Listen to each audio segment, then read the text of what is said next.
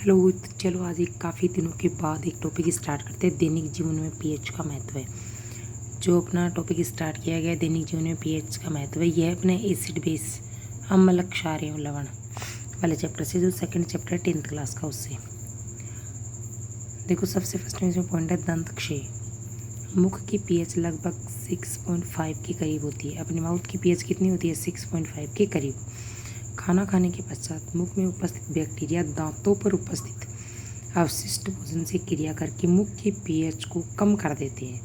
अगर मुख की पीएच 5.5 से कम हो जाए तो दांतों का आवरण होता है ना, जो चारों तरफ, उसको बोला जाता है इनेमल। इनेमल का क्षय, क्षय का मतलब होता है नष्ट होना, धीरे धीरे प्रारंभ हो जाता है। अगर मतलब दांत मुख अपने माउथ की पीएच अगर 5.5 से भी कम हो जाएगी ना, तो अपने दांतों के चारों तरफ का जो इनेमल होता है वो सबसे कठोर आवरण होता है वैसे तो वो धीरे धीरे क्या हो जाएगा? नष्ट होना प्रारंभ हो जाता है, और इसे बोला जाता है दंत क्षय कहते हैं। अब इसे बचने के लिए भोजन के बाद दंत मंजन करना चाहिए। इसे बचने के लिए प्रयोग किसका यूज़ करते हैं? अपन दंत मंजन, जो ब्रश करते हैं ना खाना वगैरह खाने के बाद।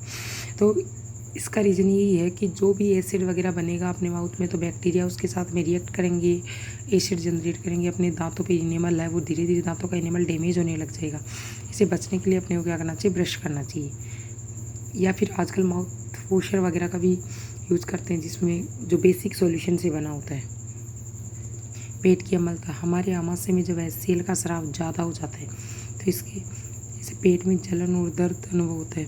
इसे एसिडिटी कहते हैं। इसे किसके नाम से जाना जाता है? एसिडिटी। इसे बचाव के लिए प्रतिअम्ल एंटासिड जैसे मिल्क ऑफ मैग्नीशियम का उपयोग किया जाता है। बचने के लिए किसका उपयोग करते हैं? Milk of magnesium. फिर आ गया कीटों का डंक। उससे पहले सबको पता है कि पेट की अम्लता, हमारे आमाशय में HCl एसिड प्रेजेंट होता है।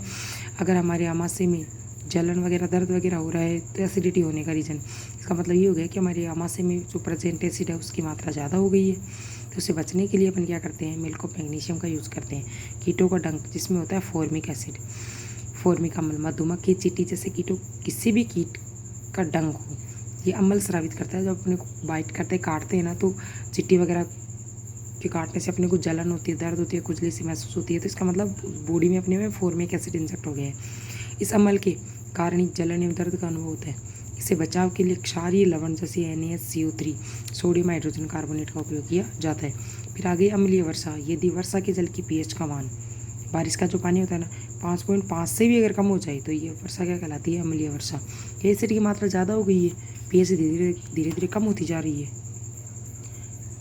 इसका बचाव प्रदूषकों पर नियंत्रण करके किया जा सकता है। जितने ज़्यादा प्रदूषण बढ़ेंगे, जितनी सल्फर डाइऑक्साइड, नाइट्रोजन डाइऑक्साइड की मात्रा अपने वातावरण में बढ़ती जाएगी, वैसे वैसे वही सल्फर और नाइट्रोजन अपने जो बारिश का पानी होता है उसके साथ में रिएक्ट करेंगे, और रिएक्ट करके एसिड रेन के रूप में अपनी सोइल, मिट्टी वगैरह, मिट्टी के अंदर जमा होते जाते हैं। वही कहलाती है एसिड रेन।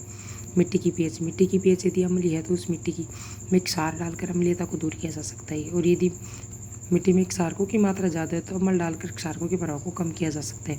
मिट्टी में और क्षार की मात्रा के आधार पर ही फसलों का अपन क्या करते हैं? चयन करते हैं। ये तो हो गया अपना दैनिक जीवन में कुछ पीएच के महत्व है मेरे टॉपिक। फिर आगे कुछ लवण वगैरह दे रखे हैं, जिसके बारे में अगर किसी को वीडियो अगर अच्छी लगे हो, नोट्स अगर अच्छे लगे हो, नोट्स चाहिए, तो प्लीज़ कमेंट करना, मैं आगे के नोट्स अपलोड करूँगी। Thank you.